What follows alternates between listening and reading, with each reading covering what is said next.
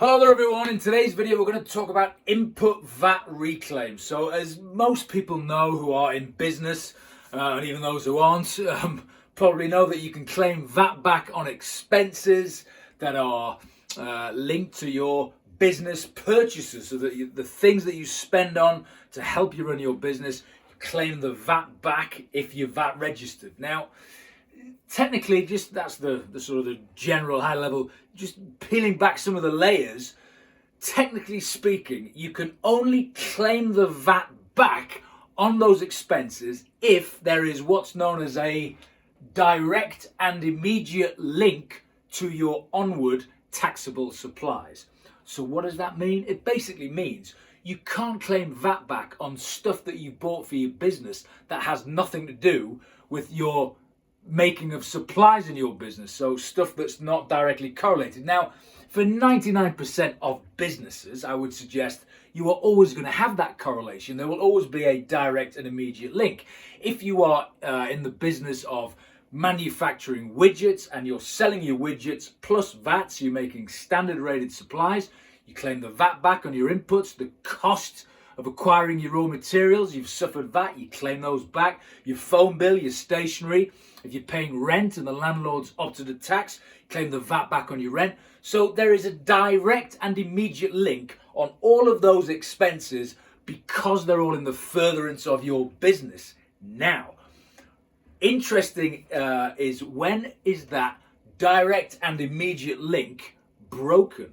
When can't you claim VAT back? Well, here's an interesting case that's done the rounds in the courts, which I thought I would share with you to highlight the principles. So, we've got a company, Topco, owns a subsidiary.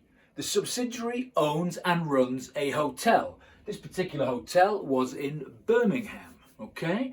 Now, when you operate a hotel, it is standard rated for VAT. So all the expenses of the hotel running costs, you can claim them back. Cleaning, linens, electricity, all the various things of running a hotel, because you're making a standard rated supply, i.e. you're adding VAT to the invoice on the people who are staying in the hotel, you claim everything back. Great. So what you say, what's the problem? Well, okay, let's just keep on going. So this particular group decided strategically they wanted to bin off this hotel in Birmingham because it wasn't doing so good, and instead they were going to plough a load of money into a new hotel, going to put it in a separate company in sunny Milton Keynes. Terrific. So what happened was this. Third party came along and said, yeah, okay, we'll buy this hotel.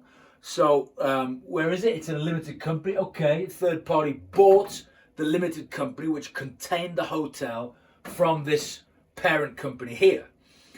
Now, this parent company here spent, as you can imagine, it was quite a big going concern. They spent hundreds of thousands of pounds on professional fees, mostly lawyers and accountancy fees.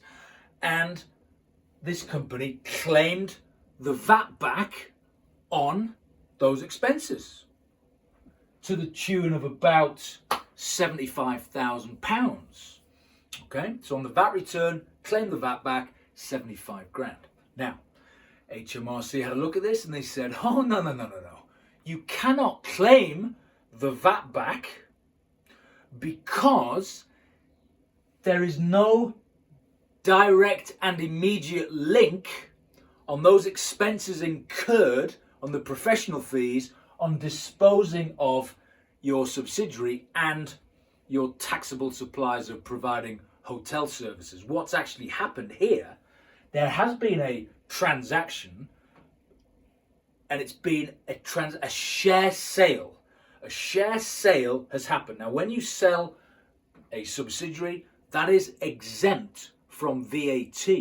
There is no VAT added on to the bill when the third party bought this limited company which contained the hotel. It's an exempt supply. When you sell shares in a limited company, you don't put plus VAT on the invoice to whoever's buying the limited company. Okay, so HMRC said that's an exempt supply, Therefore, you cannot claim VAT back on the hundreds of thousands of professional fees that you incurred to advise on that share sale. So, taxpayer obviously didn't agree with that, and they said, look, this is all part and parcel of the furtherance of our business. Yes, we needed to flog this subsidiary, but the money that we got from it is going to be used to plough into this new hotel over in Milton Keynes, thank you very much, which is part and parcel of our business. We're in the business of operating hotels. So, this is an example of why it's not so cut and dry as the old tax law in, thankfully, minority of cases. But, so this thing went to the courts. So, first of all, where do we go? We go to the first tier tribunal in the UK.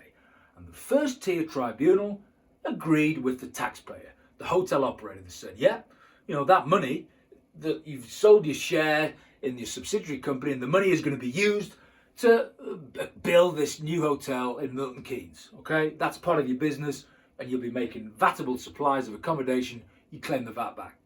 HMRC appealed. So then it went to the next, the highest, not the highest, but the higher court in the land at that point, which is the upper tribunal.